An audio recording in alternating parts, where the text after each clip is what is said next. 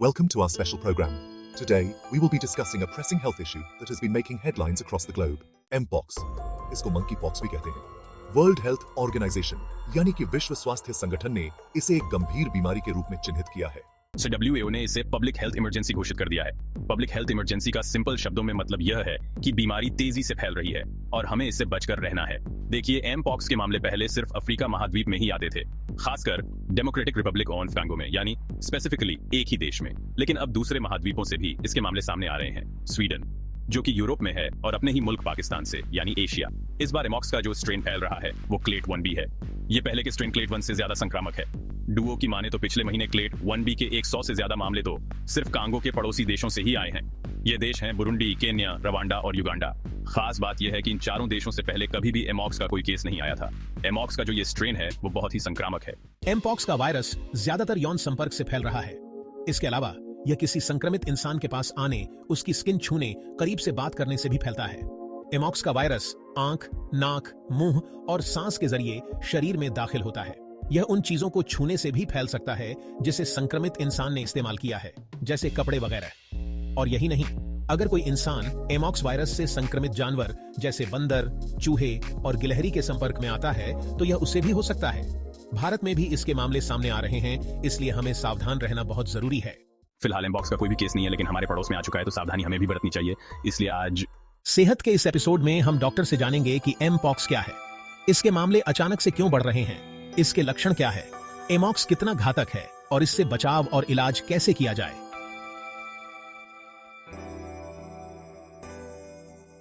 दुनिया पर आई नई मुसीबत, मंकी पॉक्स। सुनिए, brought to you by Sensodyne के बस पैक नहीं आया।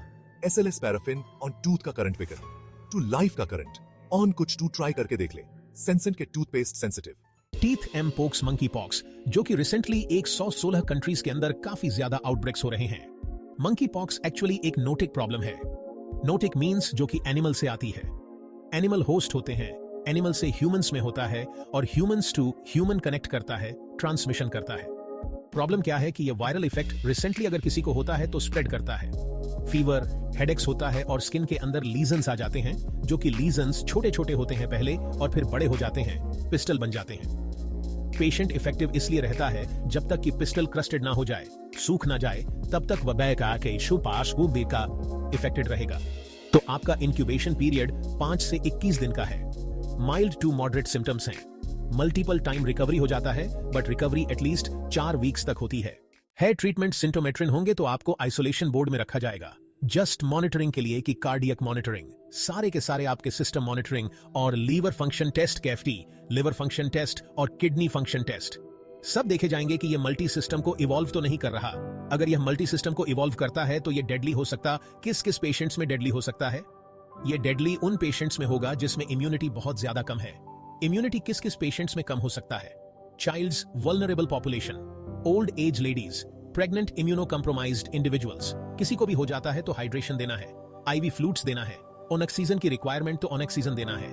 कोई स्पेशल ट्रीटमेंट और एंटीवायरल्स अभी स्टडीज में है, उसका ट्रीटमेंट से रिलेटेड अभी नहीं है कि ये रिवर्स कर देगा और उसको बंद कर देगा।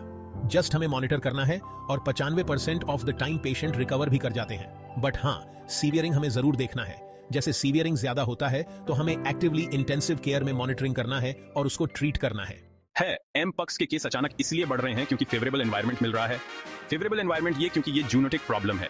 अगर जंगल और फॉरेस्ट एरियाज के अंदर जितनी भी बारिश ज्यादा होगी तो एनिमल्स बाहर आएंगे।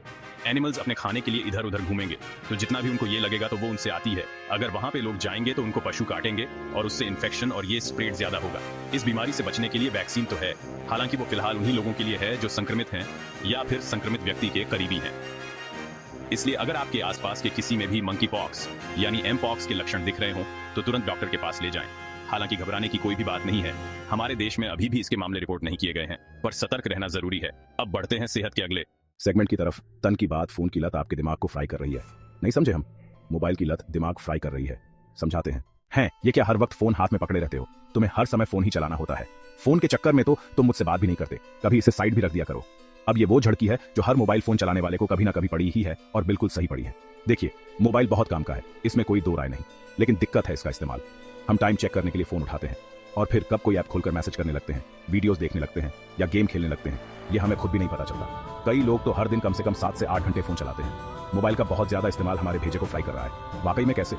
यह हमें बताया डॉ प्रवीण गुप्ता ने। डॉ प्रवीण कहते हैं कि स्मार्टफोन्स और सोशल मीडिया ऐप्स चलाना किसी लत जैसा है। जैसे किसी को नशे की लत होती है, किसी को जुए की, वैसे ही कई लोगों को फोन चलाने की लत होती है और यह सही नहीं है। हर वक्त स्क्रीन पर टकटकी लगाए रहने से दिमाग के विकास पर असर पड़ता है, उसकी ग्रोथ रुक जाती है और हमारे कुछ भी गहराई से सोचने समझने की जो क्षमता है वो सीमित हो जाती है। घंटों फोन चलाने से दिमाग में मौजूद न्यूरल पाथवेज रिवाइव होने लगते हैं। देखिए, हमारे दिमाग में है न्यूरॉन्स। ये न्यूरॉन्स किसी तार की तरह एक दूसरे से जुड़े हुए हैं। इन्हीं तारों से होते हुए कोई मैसेज दिमाग के एक हिस्से से दूसरे हिस्से तक पहुंचता है। फिर जब हम घंटों फोन चलाते हैं तो इसकी वायरिंग में दिक्कत आती है। इससे दिमाग की जो ग्रोथ है वह कम होने लगती है और हमारे सोचने का जो दायरा है वो भी घट जाता है। सिर्फ यही नहीं, एक और गंभीर असर होता है। जब भी हम फोन पर सोशल मीडिया चलाते हैं, अपनी कोई फोटो या वीडियो डालते हैं, तब उस पर बहुत सारे लाइक्स आते हैं, कमेंट्स आते हैं, हमारी तारीफ होती है। कमेंट्स में खूबसूरती के कसीदे पड़े जाते हैं और ये सब देखकर हमें बहुत मजा आता है, हम खुश होते हैं। जब हम अच्छा महसूस करते हैं तब हमारे दिमाग में एक हार्मोन रिलीज होता है जिसका नाम है डोपामाइन। क्योंकि हम सोशल मीडिया पर तारीफ होने पर बार बार खुश होते हैं तो दिमाग में बार बार डोपामाइन रिलीज होता है और धीरे धीरे हमें इसकी लत लग जाती है।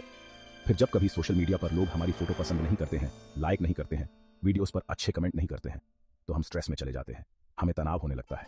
कई बार तो लोग जो है, स्पेसिफिकली कुछ लोग, वो डिप्रेशन का शिकार भी हो जाते हैं और इसका सबसे ज्यादा असर टीनेजर्स पर पड़ता है। डॉक्टर प्रवीण आगे कहते हैं कि इसलिए अपना जो स्क्रीन टाइम है उसे घटाना बहुत जरूरी है। लोगों को समय समय पर डिजिटल डिटॉक्स करना चाहिए, यानी कुछ समय के लिए सोशल मीडिया से एकदम दूरी बना लेनी चाहिए। इसके बदले आप रोज एक्सरसाइज करिए। एक्सरसाइज स्ट्रेस और डिप्रेशन को घटाने में मदद करती है। साथ ही फोन चलाने के बजाय हमें लोगों के साथ समय बिताना चाहिए, उनसे बात करनी चाहिए। समझे? अब बारी है सेहत के आखिरी सेगमेंट की, खुराक यानी चक्कास हेल्थ टिप।